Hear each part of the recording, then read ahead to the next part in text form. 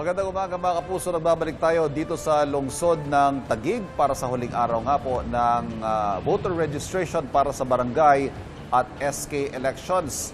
Last day po ngayon, 8 a.m. to 5 p.m. ang registration. Bago pa man mag-alas 8, kanina pa po, marami na itong mga nakapila sa aking likuran.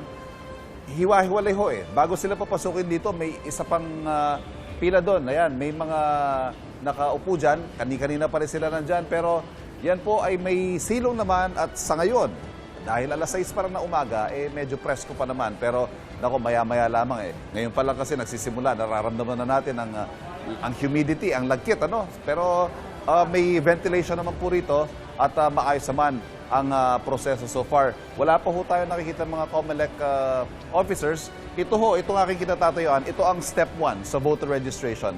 Dito ho yung bahagi na i-interviewin muna ang mga aplikante dahil dito titingnan, ito yung paunang pagsasala.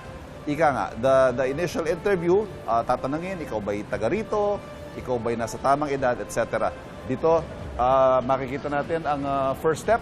Kausapin natin ang ilan sa mga early birds dito sa bahagi ito ng voter registration. Unahin natin, magandang umaga po sa inyo. Yes, sir. Kayo po si Charlie Ramos po. Sir Charlie, ano po yung pakay niyo dito ngayon? Mag-transfer ng butuhan from Rizal to Susan. Pero kayo ho, lagi naman bumoboto. Opo. Consistent ko yung nagtatransfer lang kayo ng inyong Opo. voter registration. Yes, sir. Bakit po mahalaga sa inyo magrehistro?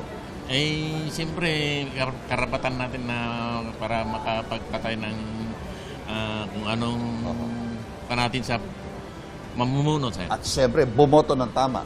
Opo, sir. Ayan. Sir Charlie, good luck po sa inyo. Salamat Maraming po, salamat sir. po. At siyempre, meron din tayo mga kabataan, yung mga first-time registrants.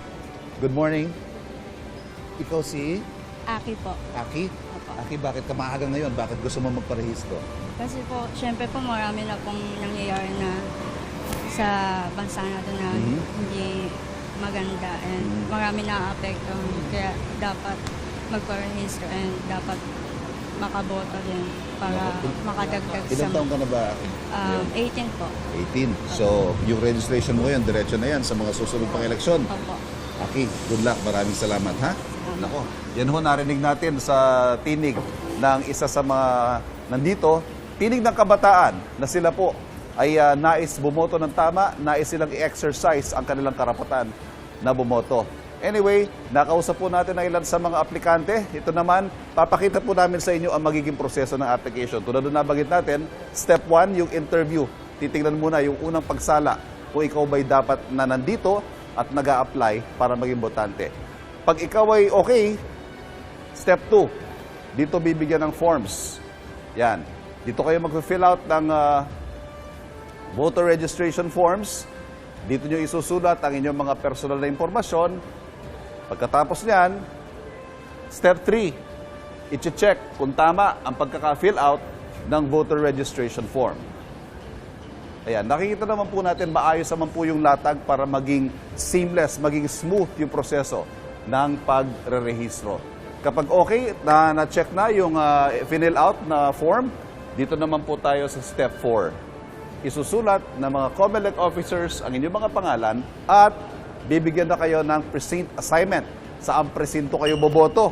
Yan, mahalaga yan dahil para sa araw na eleksyon ay hindi na kayo naliligaw, hindi kayo naabala.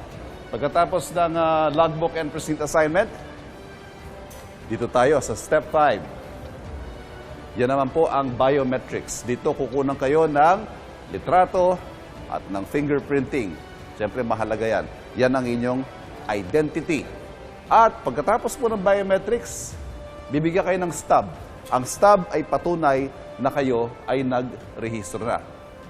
Pagkatapos mabigyan ng stub, congratulations. Kayo ay rehistradong botante na at makakaboto sa barangay SK elections at sa mga susunod na eleksyon. Mga kapuso, tulad nga po na nabanggit ni Aki kanina na nakausap natin, ito ho ay mahalagang hakbang para tayo ay mag-participate, makilahok sa proseso ng ating demokrasya. Ito po ang ating karapatan at ito rin ang ating tungkulin sa ating lipunan, sa ating bansa. Kung meron tayong ayaw sa mga nangyayari sa atin, ayaw natin ng mga namumuno sa atin, ito ho ay isang hakbang para tayo ay mag-participate sa proseso ng demokrasya.